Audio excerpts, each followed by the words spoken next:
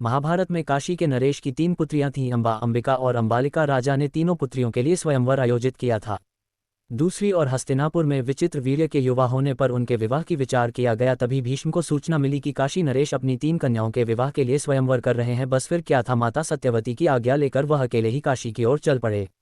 वहां पर उपस्थित राजाओं का एक एक कर परिचय दिया जा रहा था। ऐसे में शांतनु नंदन भीष्म को बूढ़ा देख सुंदर कन्याएं घबरा के आगे बढ़ गईं।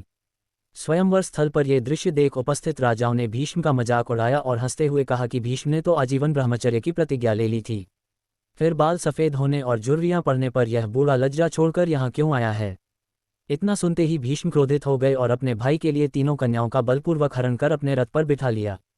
काशी नरेश समेत सभी राजाओं को चुनौती देते हुए कहा कि मैं तुम लोगों के सामने कन्याओं का हरण कर रहा हूं, तुम लोग पूरी ताकत लगाकर युद्ध में मुझे जीत लो या फिर हारकर भाग जाओ। इतना बोलकर भीष्म वहां से तीनों कन्याओं को लेकर चल पड़े।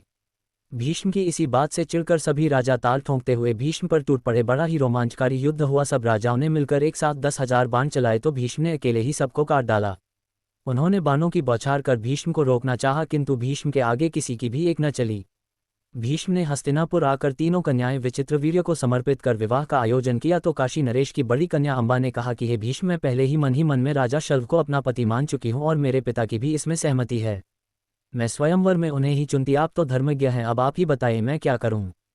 इस पर भीष्म ने विद्वानों की सलाह पर अंबा को जाने की अनुमति दी और अंबिका तथा अंबालिका से विचित्रवीर्य के साथ विवाह करा दिया। लेकिन अंबा के प्रेमी ने उसे अपनाने से इनकार कर दिया। वहां अंबा फिर से हस्तिनापुर पहुंच गई, वहां भी विचित्रवीर्य ने उसे अपनाने से मना कर दिया। इसके बाद अंबा ने भीष्म से विवाह करने को कहा। इस पर भीष्म ने कहा कि मैंने आजीवन ब्रह्मचारी रहने की प्रतिज्ञा की है, मैं विवाह नहीं कर सकता। इस तरह हर तरफ से निराश होकर अंबा हस्तिनापुर से निकलकर परशुराम के पास पहुंची। अंबा ने परशुराम को पूरी बात बताई और भीष्म से बदला लेने का आग्रह किया। परशुराम ने अंबा की बात भीष्म को युद्ध के लिए चुनौती दे दी, लेकिन भीष्म ने उन्हें पराजित कर दिया। यहाँ भी अंबा को निराशा मिली। इसके बाद अंबा ने शिवजी को प्रसन्न करने के लिए तप किया। अंबा की तपस्या से शिवजी प्रसन्न हुए और उसके सामने प्रकट हुए। तब अंबा ने शिवजी से कहा कि मुझे वर दीजिए कि मेरी वजह से ही भीष्म की मृत्यु हो। शिवजी ने कहा कि ऐसा तुम्हारे इस जन्म में नहीं हो पाएगा, इसके लिए तुम्हें दूसरा जन्म लेना होगा। ऐसा कहकर शिवजी अंतर्ध्यान हो गए।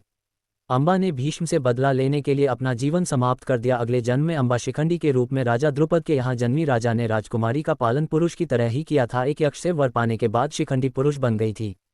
जब महाभारत युद्ध हो रहा था तब शिखंडी अर्जुन के साथ उसके रथ पर सवार होकर भीष्म के सामने पहुंच गई। भीष्म स्त्रियों पर प्रहार नहीं करते थे, शिखंडी भी स्त्री से पुरुष बना था, इस वजह से भीष्म ने उसकी ओर प्रहार नहीं किया। अर्जुन ने शिखंडी को ढाल बनाकर भीष्म पर प्रहार करना शुरू कर दिए। कुछ ही देर में अर्जुन ने भीष्म को पराजित कर दिया। भीष्म बाणों की शैया पर आ गए थे। शिखंडी ही भीष्म की मृत्यु का कारण बना। ऐसी ही और जानकारी के लिए हमारे चैनल को सब्सक्राइब करें।